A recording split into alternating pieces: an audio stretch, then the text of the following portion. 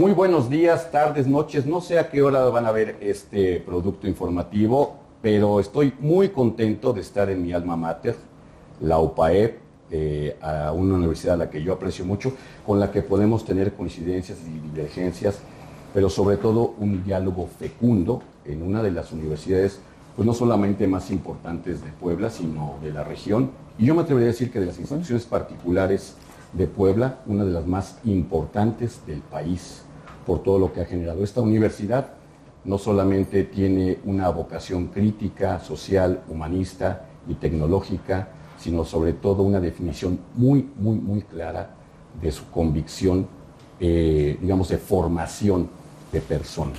No solamente con los estudiantes, también con los docentes, con el personal administrativo y su incidencia social. Eso me consta a mí.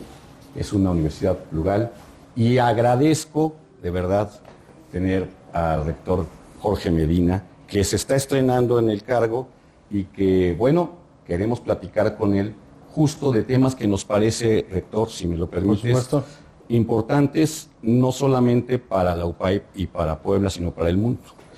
Conocimos recientemente una nueva encíclica del Papa, ¿sí?, abordando el tema de la inteligencia artificial, un documento muy vasto en el que yo rescato la primera, digamos, el primer acerto que me parece importante y que me gustaría que tú me dieras tu opinión sobre esto. Cuando está haciendo sus definiciones dice, la verdad no es un bien que se defiende, la verdad es un bien que se comparte. Sí. Y en ese sentido, actualmente parece que la verdad no tiene ya un asidero muy claro por la digitalidad. Estamos en una sociedad donde hay muchos bulos, mucha desinformación, sí, infodemia, pero más allá de eso, me parece hay un espíritu humano que quiere tener la razón aunque no tenga la verdad. ¿Qué opinas tú de eso? Bueno, primero, saludarte, Martín. Gracias, rector. A todos tus auditorios, en lectura, en radio, en todos los medios, en los medios digitales. A ver, tienes razón, el Papa León, en esta primera pregunta que haces, hace una encíclica maravillosa, Magnificat Humanitas, y también coincido contigo, el subtítulo vale la pena pensar, ¿no? Es la custodia de la dignidad de la persona en la era de la inteligencia artificial. Es decir, no es una encíclica sobre inteligencia artificial, es cómo seguir siendo humanistas, defender la dignidad humana en estas nuevas circunstancias, así como hubo circunstancias de la revolución industrial en el 18 u otros fenómenos o revoluciones de otra índole. Ahorita nos toca una revolución digital sin precedentes. No sabemos el impacto que va a tener esto para todas las profesiones, la comunicación, la industria, la salud. Lo que sí sabemos es que la dignidad humana es y vale por sí misma, con independencia del contexto. Y me parece un flanco interesante. Vas tú al tema de la verdad y yo también creo. La verdad, más que una cosa que se posee, recurro a otro Papa, Benedicto, ¿no? Es un campo en que se anda. No puedes apresar la verdad no se excede. La verdad no se excede, pero se busca apasionadamente y se busca comunitariamente. Yo eso creo que salva de muchas cosas, ¿no? Una verdad que se posee y la poseo yo, nunca es verdad. La verdad es tan grande que nadie la posee. Segundo, la verdad no cabe en un individuo. La verdad también exige una visión poliédrica, ¿no? Que te exige a una intersubjetividad. Es decir, ¿tú qué ves de este hecho?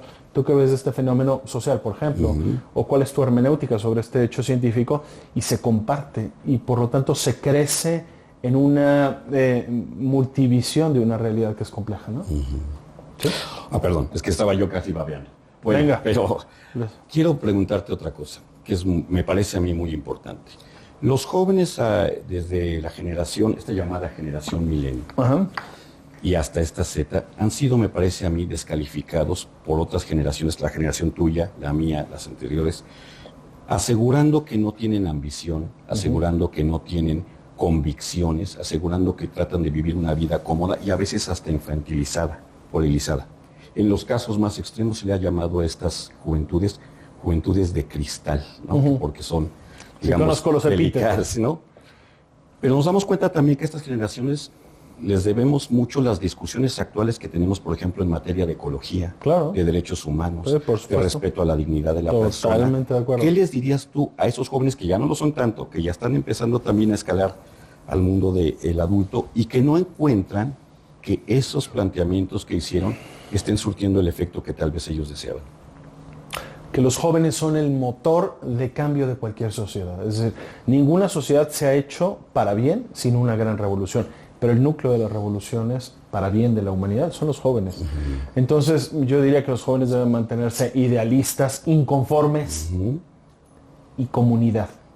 El problema que le veo más a esta generación, fíjate que yo no comulgo mucho con encorsetar a las personas en generaciones, ¿no? Entiendo la facilidad de decir, estos son los rasgos predominantes en la generación Z, Y, milenia, pero yo más bien creo que cada rostro es una historia distinta. No creo que Benito Juárez fuera encorsetado en la generación que le pudo haber tocado, ¿no? Pero supo salir adelante con sus medios, con su empuje, con su generosidad, con la ayuda de otras personas, ¿no? Y lo mismo que él, pues puede ser tu historia, Martín, y la de cualquier otro egresado de la UPAEP que hace bien y hace la diferencia. Entonces, a ver, yo creo que un joven debe mantener su juventud, que es esta chispa, esta búsqueda de cambio para bien en las sociedades, la inconformidad, y vuelvo a repetir el tema de la comunidad. Eso sí me preocupa, que vivamos en una época en que venga un atomismo generalizado, individualidades que creen que solo participan en la cosa pública porque ponen un dislike a una cosa y con un eso clicktivismo. Sí, exactamente, ese activismo de los clics. No, sí creo que este ímpetu que hay, esta información, esta sensibilidad y empatía que tienen los jóvenes, si nunca pierden su sentido comunitario, serán una fuerza poderosísima de transformación social. Estas comunidades de las que tú hablas, y en particular una comunidad estudiantil, universitaria, a veces la intentamos o la pretendemos reducir o sin querer lo hacemos a solamente lo que pasa en un campus, es decir, quienes habitan el campus, los estudiantes, los docentes, los administrativos, los directivos como tú, pero implica también a los padres de familia y a sus, Claro. comunidades vecinas. Y justo en esta suerte de crítica excesiva que me parece y a veces no adecuada sobre las juventudes, no hacemos una reflexión sobre el papel que tenemos los adultos. ¿Qué le dirías a los adultos? ¿Cuál es el papel de un adulto, por ejemplo, como tú, que estás cerca de los 50 años, de alguien que tiene 60 años, de alguien que tiene 70 años y que a veces no encuentra comprensible los nuevos hábitos, las nuevas costumbres, las nuevas manifestaciones de estos jóvenes y lejos de intentarlas comprender, las critican y a veces hasta como que hay una suerte de rompimiento? Antes el rompimiento, si me lo permites, parecía de la juventud hacia los adultos. Ahora parece que los adultos son quienes rompen con los jóvenes. Qué buena acotación haces. A ver, me deja reflexionando dos cosas. La primera, y tal vez más interesante, los problemas complejos nunca van a ser solucionados de manera simple. Entonces, la pregunta es, ¿cómo habitas la complejidad?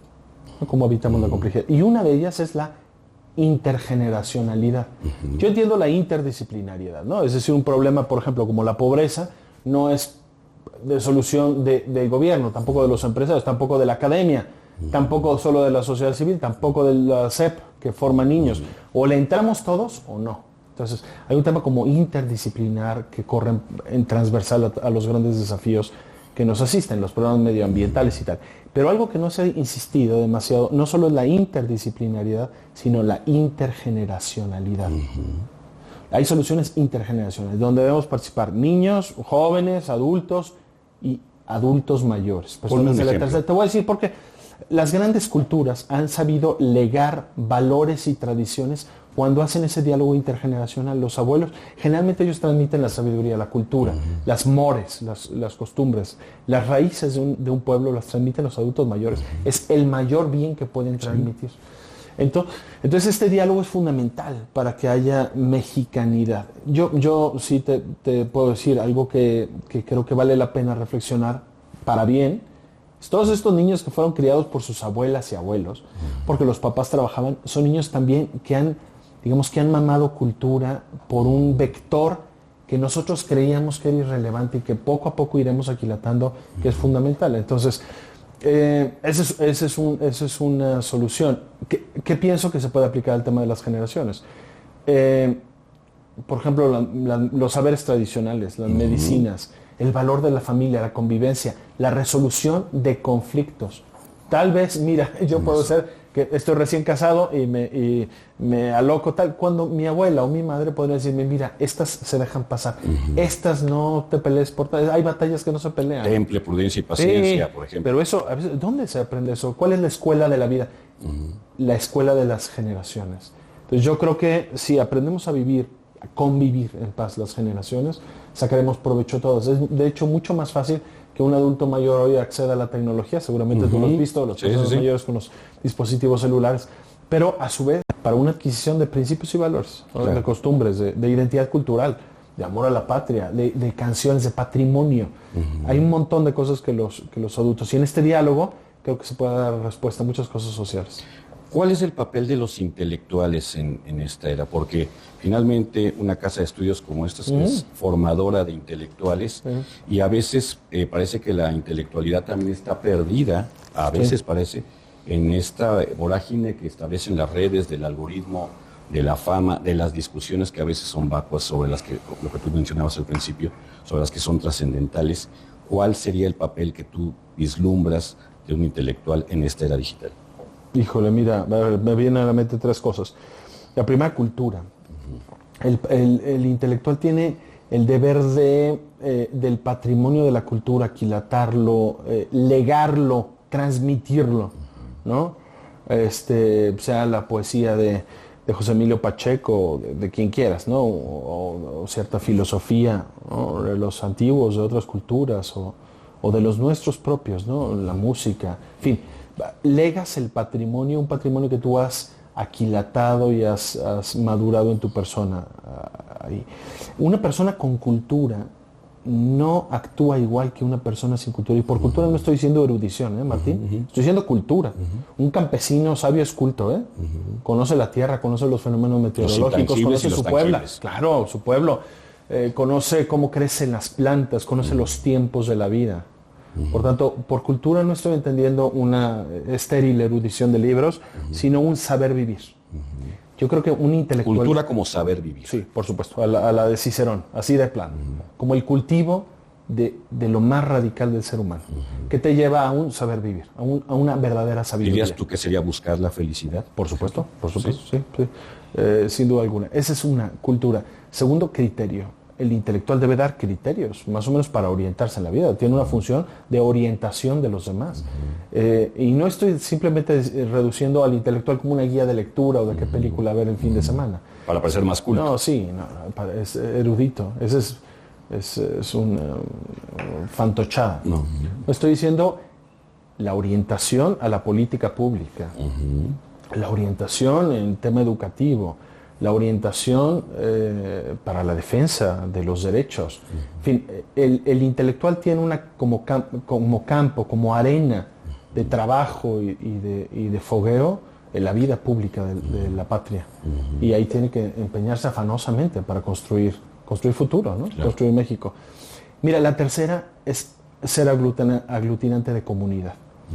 No, o sea, entiendo la posibilidad de un intelectual como una persona que reflexiona en solitario, pero al final el intelectual genera escuela, genera discípulos, genera comunidad, congrega en torno a sí, contagia, enamora de una visión. Entonces, no creo en los intelectuales en la Torre de Marfil, creo en los intelectuales que hacen comunidad, que generan tejido social. Están en el territorio. Cultura, criterio, comunidad. ¿Cómo concibes tú, tu rectorado está iniciando, el papel que va a tener la UPAEB en la sociedad poblana, justo como un centro de estudios, digamos, tiene una vocación católica desde siempre, tiene una convicción muy clara de hacia dónde debe ir la humanidad? Por supuesto. ¿Cómo te imaginas ese diálogo en esta Puebla, donde prácticamente hay de todo y donde sobre todo hay estas polarizaciones que yo no las veo mal, pero como irracionales, me parece a mí, ¿no? Sí. Que en donde se descalifica al otro simplemente por ser distinto. Hace rato me comentabas tú de tu formación sobre la alteridad. ¿Cómo te imaginas esa invitación al diálogo de parte de la UPAEP y cuáles serían las aportaciones que haría esta universidad? Mira, algo que me gusta mucho, últimamente lo he visto en la UPAEP en estos últimos años, pero seguramente estuvo desde siempre, cómo se ha vuelto una mesa de diálogo, una mesa de conversación, una mesa de acuerdos, una mesa de construcción de propuestas de los distintos. He visto sentarse aquí en esta mesa distintos partidos políticos, distintos niveles de gobierno, el municipal, el estatal, gente del gobierno federal. He visto a los investigadores de aquí participar con investigadores de otras universidades públicas y privadas, de cualquier signo político. He visto construir con las organizaciones de la sociedad civil, con ONGs, con movimientos internacionales. Creo que la UPAEP se ha consolidado como el nodo, el mejor nodo de diálogo en toda la entidad. Así te lo digo, Sí. Donde una persona puede encontrarse aquí, ser acogida y encontrar.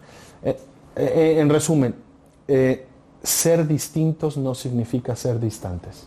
Podemos encontrarnos y construir futuro. Eso no quiere decir que vas a renunciar a tus principios irrenunciables. Martín, todos lo tenemos. Es parte de la democracia. Tú dijiste uno, es parte de una sana democracia. Nuestros irrenunciables son esos, somos católicos. ¿Qué significa ser católico en el siglo XXI? Apostarse por lo social, apostarse por los vulnerables, apostarse por las personas que menos tienen. El tema de la transformación de las realidades en orden al bien común. Bueno, eso está en los documentos del Concilio Vaticano II. No te estoy diciendo algo que sea parte de una agenda oculta, es parte de la propia UPAEP, de su carisma, de su mística y de la mística que está en todos los egresados.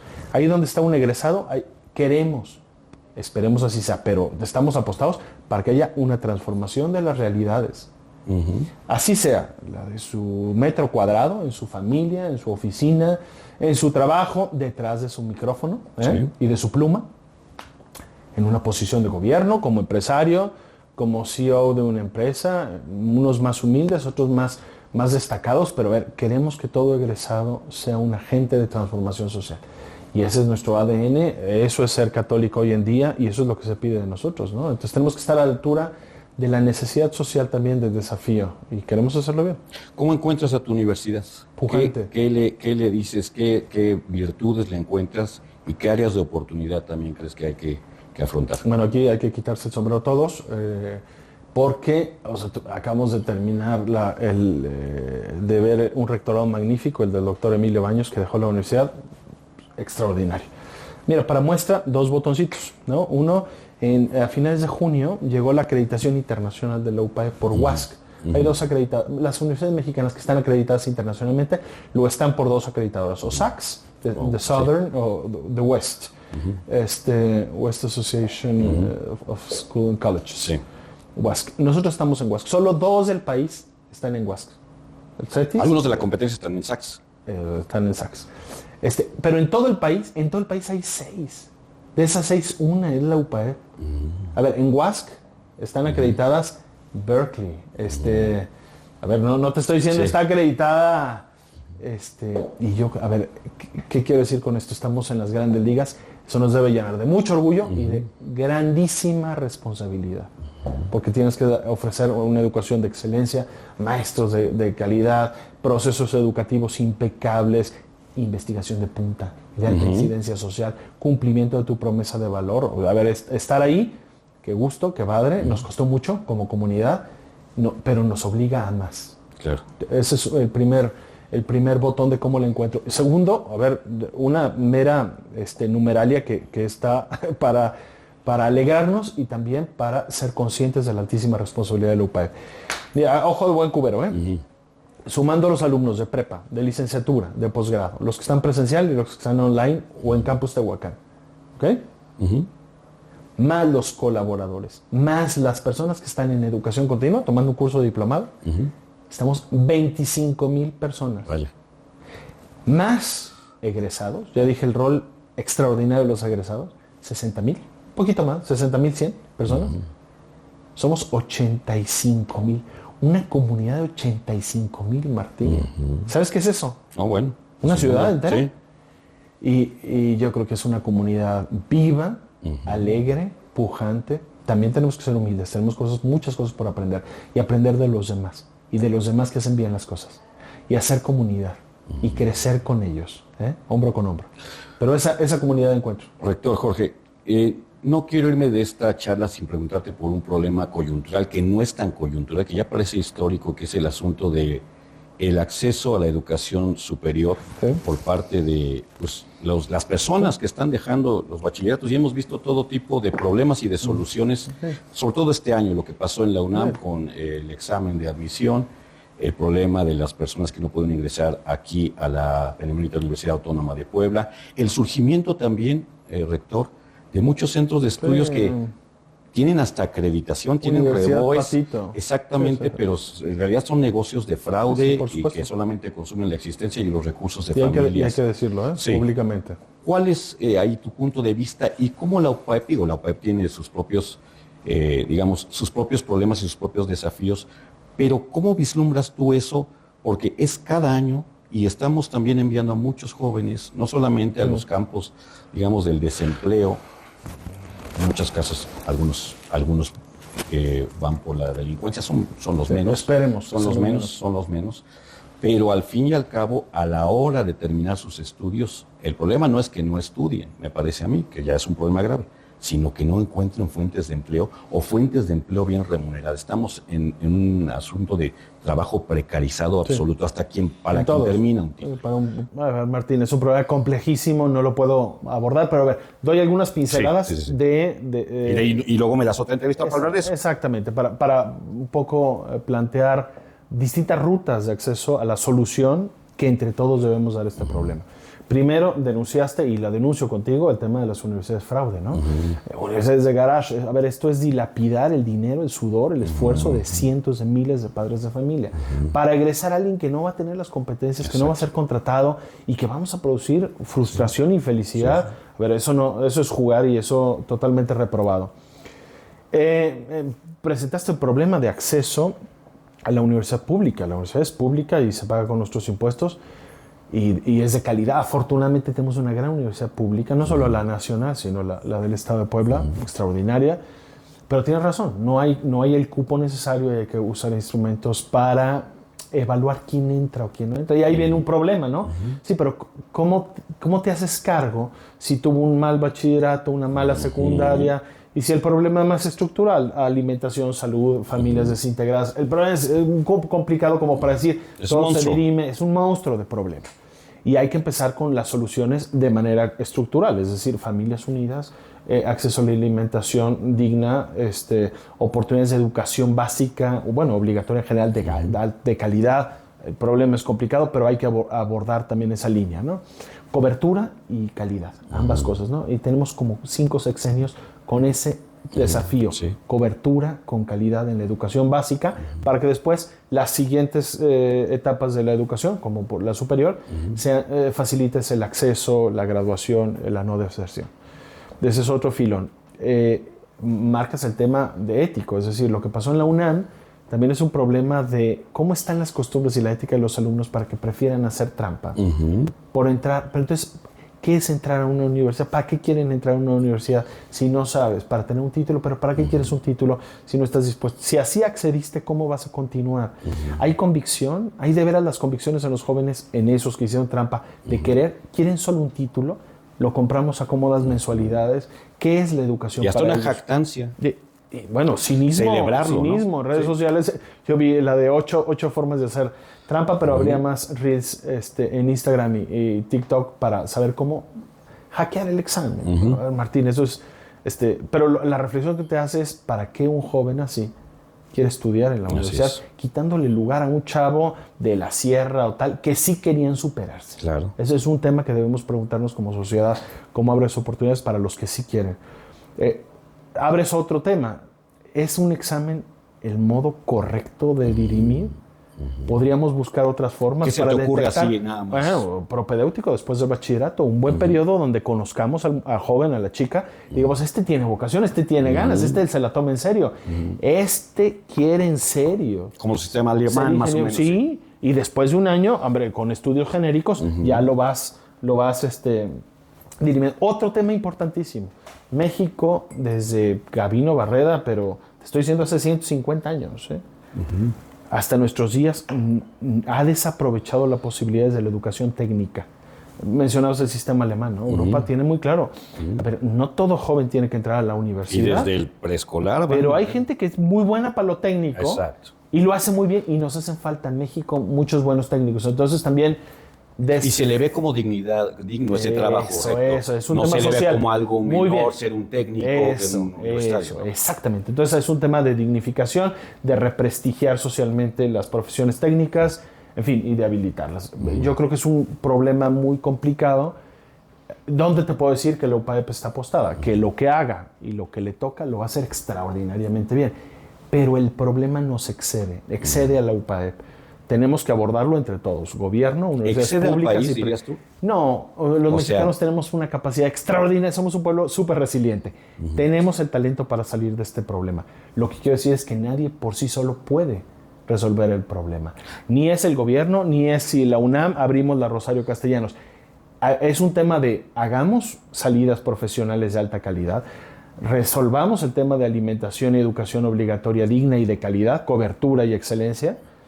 Cumplamos el tercero constitucional, tampoco estoy diciendo la cosa, cumplamos lo que dice la ley. El derecho a la educación, no punto. la oportunidad de ser muy educado, bien. Porque ahora te lo presentan como una oportunidad. Cumplamos el tercero la constitucional garantía. en cualquier pueblito y en cualquier ciudad del país. Hacemos eso y México le va bien.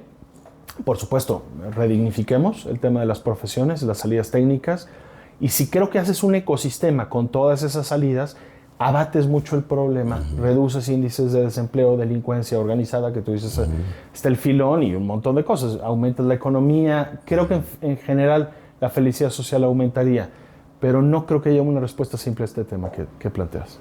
Es que es un tema complejo y yo creo que lo podemos platicar. Por supuesto.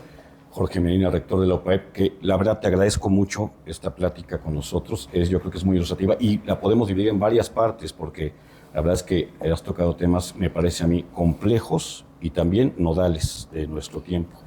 Yo quisiera despedirme pidiéndote a ti que tú le dieras un mensaje a la comunidad de la UPAEP y otro mensaje a la sociedad poblana sobre lo que tú creas que es más conveniente en este momento abordar. Lo que tú creas que es importantísimo que la gente tenga en mente y en corazón en este momento. No, primero a la comunidad UPAEP, seamos águilas 100%. Es decir, personas que no solo destaquemos por nuestro saber, sino fundamentalmente por nuestras actitudes. Servicio, compañerismo y transformación de las realidades, búsqueda de mejores condiciones para todos.